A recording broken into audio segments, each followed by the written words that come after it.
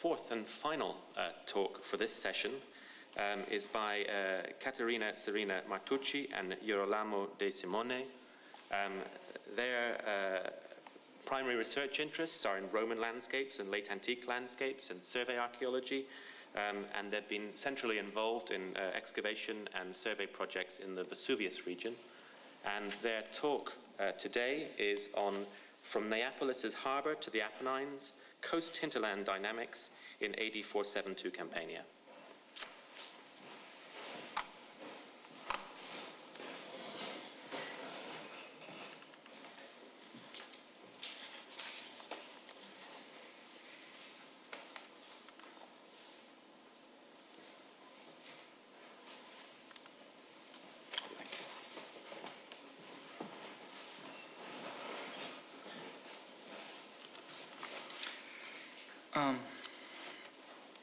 Ancient Campania is often reckoned as a privileged area for the study of classical antiquity for several reasons, like the strategic role played by the bay in the trade between the Mediterranean basin and the central Italy, namely Etruria first, then Rome, or the abundance of both literary passages and pottery assemblages, especially considering the 1st century AD. Nevertheless, this abundance favored self-centric studies, i.e. the study of individual contexts like Pompeii, while regional studies, and in particular economic trade patterns between coast and hinterland, have not been carried out yet.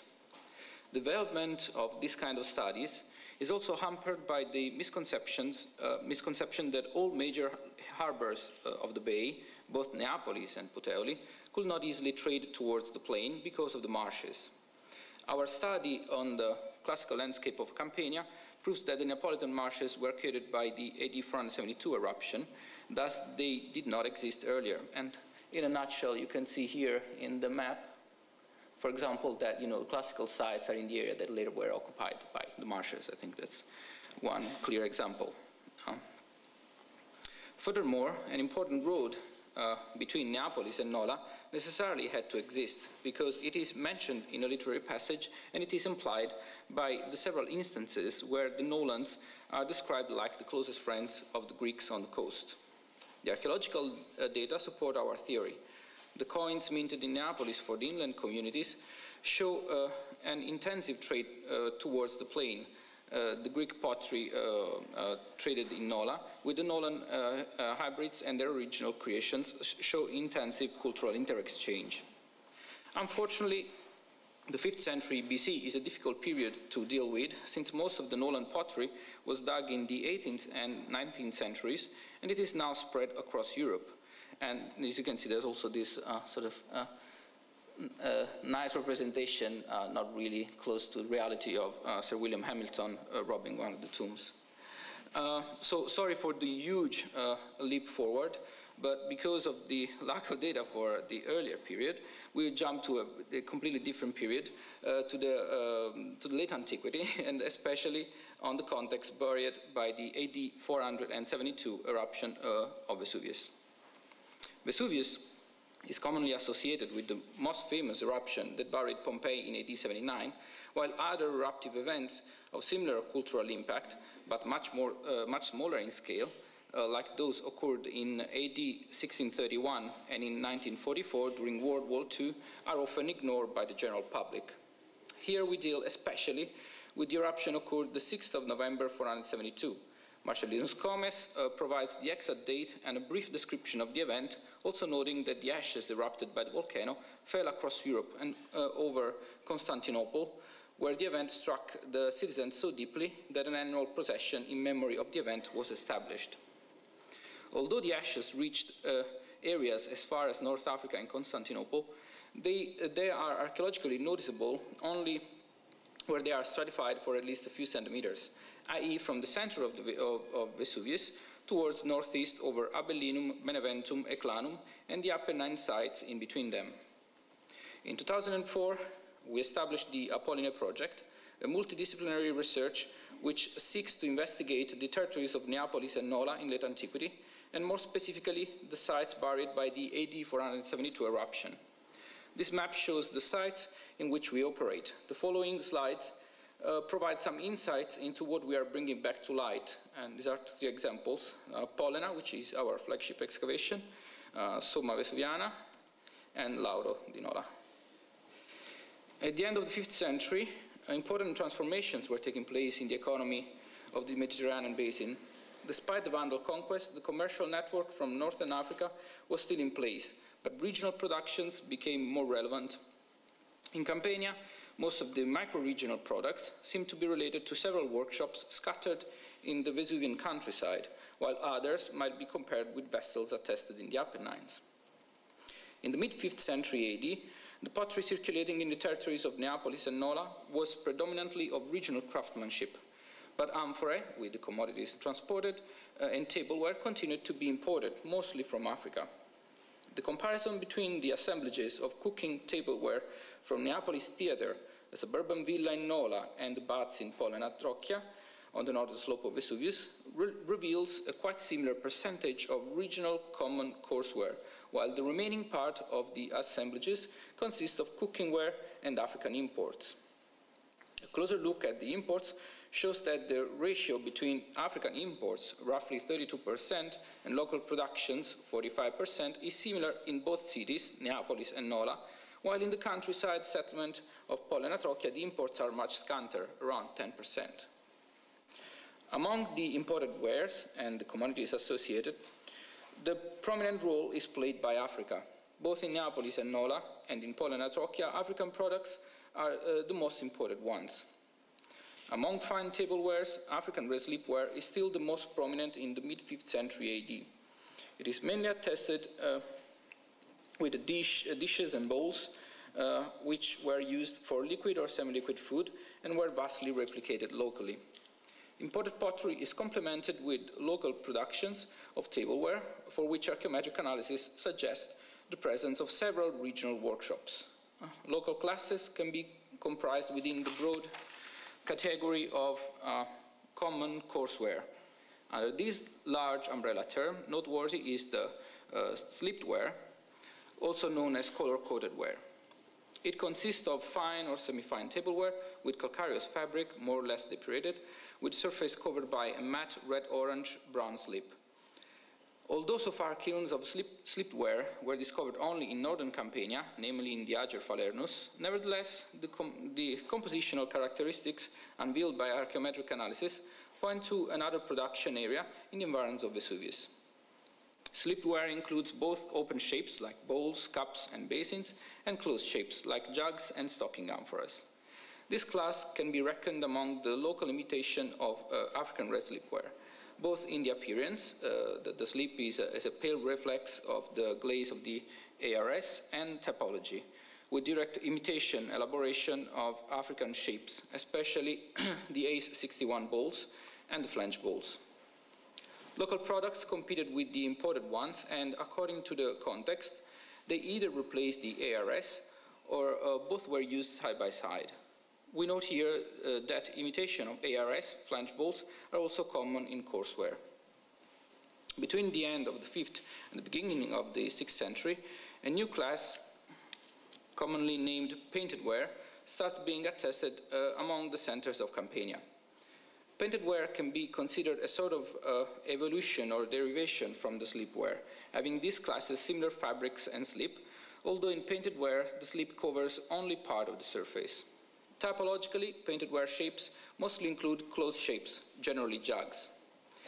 In the area stretching from Neapolis coast to the Apennines, another class started to be produced in the mid-5th century, the so-called burnish ware.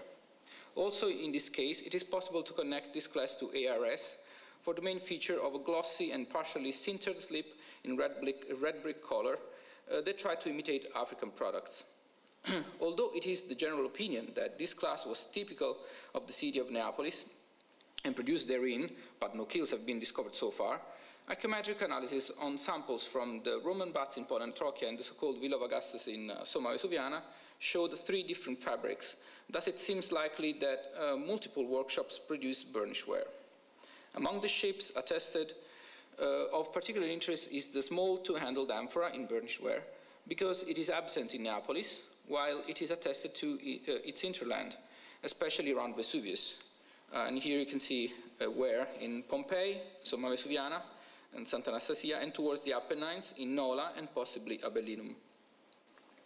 Moving now to the vessels used for meal preparation and cooking, the pottery in use at the end of the 5th century is largely of regional or micro-regional origin, with a residual presence of African cooking ware, on the other hand prominent in the 4th century, when the regional cooking ware is scant and imitates African products. Moving now to the vessels used for meal preparation and cooking, the pottery in use at the end of the 5th century is largely regional or micro-regional origin, with a residual presence of African cooking ware, and on the other hand prominent in the 4th century, when the regional cooking ware is scant and imitates African products. Another typical class of this period is the,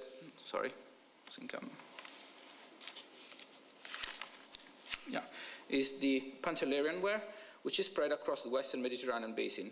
Its typology is imitated regionally. For example, the casserole with thickened and inboarded rim, Carminiello II type, but overall in Campania it is present only in small percentage. We move now to some cooking ware which can be considered representative of regional or macro-regional production. The most typical shape is a cooking dish, hand-modeled, with abundant lithic grits, which was probably used for bread cooking. Archaeometric analysis show fabric inclusions compatible with the environs of Vesuvius. At the naked eye, nevertheless, more differences are noticeable. This probably referred to the way in which the object was made, rather than its inclusions. Therefore, maybe several workshops produced it. Interestingly, this shape is not attested in Neapolis, but it is quite common on the north slope of Vesuvius, in Apolline and Somma Vesuviana, and inland in Nola. A further micro-regional production in common ware, yet again absent in Neapolis, can be identified by its reducing oxidizing firing. This firing is combined with a partially or totally polished surface, and it is mostly used to make casseroles in cooking ware.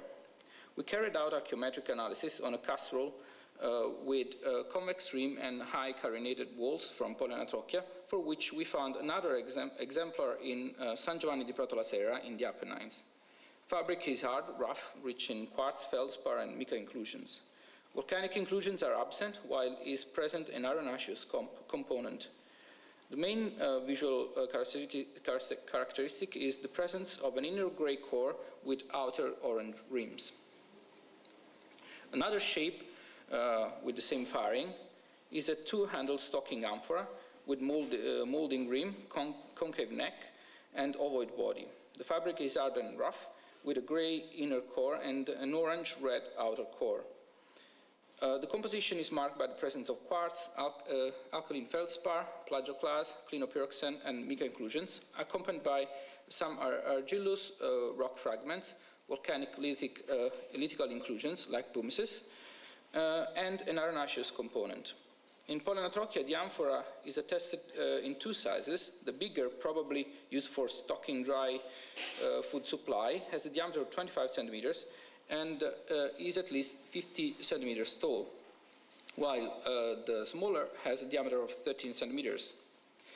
In Campania, these shapes are tested with the same fabric in Benevento at the Church of Santa Sofia, although these contexts are dated from the 6th to the 12th century, while in Apolline, the volcanoclastic fill provides a sharp terminus tantoquem to AD 472.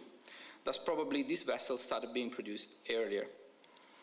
The evidence brought forward so far shows a quite lively picture of trade and production in AD 472 Campania.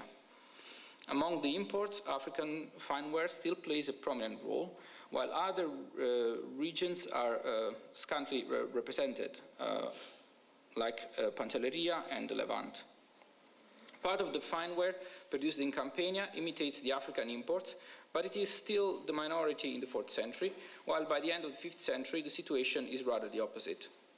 Our interest focused mostly on the common ware, for which we differentiated specific classes and productions. By combining morphology and archaeometry, we moved beyond the traditional idea of only one production center in Neapolis in favor of several workshops in the countryside. This is quite evident for the two-handled small amphora in burnish ware, for which many variants are attested. Thus, we imply low standardization and multiple kilns. The last fabric under investigation further complicates this study because it shows inclusions typical of volcanic areas together with other more closely linked to the Apennine altiplanos. This hypothesis is encouraged by the discovery of some kilns in the Apennines, on which we hope to start soon a deeper investigation. Moving to the more general question of trade patterns, i.e. of connectivity and identity, we hypothesize the presence of multiple trade patterns operating at the same time within a complex system. Narrowing these patterns to the pottery and their contents, we can identify at least 3 different routes. The first is used for the imported goods and moves from the harbour in Neapolis towards Beneventum. This trade follows the main routes and marginalizes the small centers. Therefore, it is hierarchical. In this slide, Nola is provided with the same quantity of imported goods as Neapolis, while the site in Pollena Trocchia, although closer to Neapolis and within its territory, shows a smaller quantity of imports. The second route links the sites on the slopes of Vesuvius. It shows tight connectivity, preference for particular shapes which are not attested in the cities. Therefore, it is cross-boundary and independent from the cities. The last route links the Apennines to the Vesuvian plain. This route opens to considerations on interdependency between the plain and the mountains, and so we can see all 3 together. In the very last part of this paper, we would like to explore the next steps of the research on trade patterns between coast and hinterland in Campania, and specifically address the question of whether the complex systems we described so far can be applied to other time frames out of the narrow AD 472 window, and what is still missing from the general picture. Sorry. Okay. The comparison between different time periods in pottery studies is generally hindered by the simple fact that pottery classes and shapes change over time, like in the case of the Campanian black glaze, replaced first by the Italian terra sigillata, then by the African red slipware. Local ware changes shapes as well, often influenced by the more widespread classes. Thus, one useful proxy to target changes and continuity in regional patterns can be drawn from the exploitation of primary resources. In the case of the Bay of Naples, the volcanic inclusions in the pottery fabrics reveal that Vesuvius has been constantly the major source exploited from at least the 4th century BC to the 9th century AD. This piece of information is of particular importance because in the bay there are other 2 important volcanic areas, i.e. the island of Pithecuse and the Phlegraean Fields, where quite sizable workshops operated for centuries.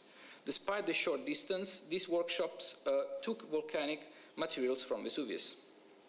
Another important source which should be taken into account is wood, or better charcoal. According to our calculations, the woodland on Vesuvius was not enough for the daily needs of Neapolis and Nola, therefore other sources were probably used. The Phlegraean Fields were rich in woodland, but some 3 species like the silver fir or the beech, both highly attested to the paleobotanic datasets around Vesuvius, could grow only at higher altitudes. Therefore, they must have come from the Apennines. In conclusion, both raw materials, Vesuvian inclusions and Apenninic wood, were necessary for the production of pottery and need to be included somehow in our scheme of trade patterns. Both show longue durée dynamics and openness to cross-regional trade. Thank you for your attention.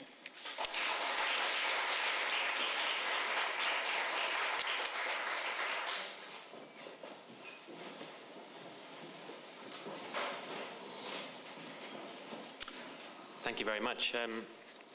It's really nice to see the previous paper and several others in previous sessions be able to square that circle where you sort of say things at the local scale are quite complex, more complex than we thought, and yet you don't lose that sense of being able to write a narrative at the larger scale as well about the flows of things, and I think that's a pretty important thing to be able to achieve. I think we're through all of the speakers' talks for this session. We now have time for some discussion, so maybe I can invite the speakers to come up and and sit at the front. Move on to the, any questions for the speakers of the fourth paper?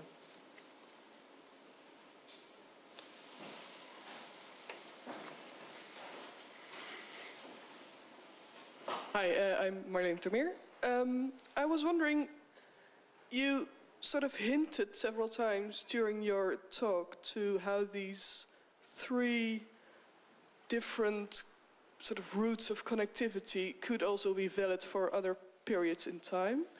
And then you started your talk by mentioning these man-faced bull type coins from Naples and from Nola, and you said, well, unfortunately, ceramic-wise, we can't really investigate sort of patterns of connectivity for this period because the pottery has been dispersed over Europe, 19th century excavations. There's a big problem there. And I was wondering whether you could do something more with these coins there. Would you be able to sort of fit in both production and distribution patterns of those coins in the kind of networks you've been creating for the later period? Would you be able to do anything with that? That's basically the question. Yeah, thank you. No, there are actually several questions. But the first one, well, probably I wasn't too clear on that. We do not suggest that there were these three patterns across all the time. We need to discover what's going on. For sure, there's something that lasts longer than what we see with the pottery, and also in the pottery, because again, the exploitation of Vesuvius really takes, covers a huge time span, and it's important because, you know, also in Pithecusa, Ischia, we have beautiful pottery produced there. We have the kilns, etc., and they have it's a volcanic island, so they have the volcanic material there, but they exploit for some productions that of Vesuvius. So that's one thing to take into account. About the first part of the speech, of course, we did not want to create huge links between such different cultures and periods, but just it was important to understand that all when people talk about Naples, they always think about Naples as just looking at the sea. It's not possible, and we have clear traces from ancient sources, etc. I can tell you who are the people who in the 70s started thinking about that, and that opinion went on, and one of the problems is that actually there's no road in the Taupo of Pittingariana connecting Naples and Nola, but that doesn't mean that there was not a road. The importance of the coins is also a very huge problem, so maybe I can just give you a little summary here. It is interesting because it's proved that Naples minted the coins for almost all cities in the countryside. And I mean, now that we are in the European in the European Union with the euros, we know the importance of where people coin the coins and who decides to mint the coins. So, you know, that's an interesting thing that happens. And I think that basically Naples was paying all the goods from the countryside with coins, but just the local population wanted to have the coins with their type as well, because one part is the river, which clearly was the thing that was in common with all the communities in the countryside, but on the other hand, each community wanted to have their own thing. But we have the overlaps of it's been very well studied, so we know for sure that Naples produced all this. But this is an important thing that tells us that it was actually very strong network at that time as well, during the foundation of Neapolis. So we need to think about how all these things work together. I think the problem these days is not to create the lines of connections, is to understand how one line overlaps with the other and how they all together mean anything. I think we can, just it's difficult.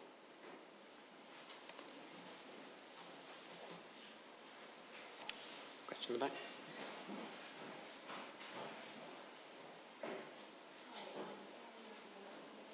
Sorry, I cannot hear you. Okay. I was very interested to see the pulling power of Nola and the major route that you pointed out with the red graph or something. Now, I was wondering, like, in terms of like the archaeology of the road, what is on either side of this road, like in your 4th, 5th century AD, and whether it's not just the pulling power of Nola that brings people and goods to travel along this road, but also like little shops or the possibility to sell things along this road. Thank you. Well, the road to Nola, I mean, we all know about the Via Appia and the main route that through from Capua to Benevento went to the other side of the peninsula.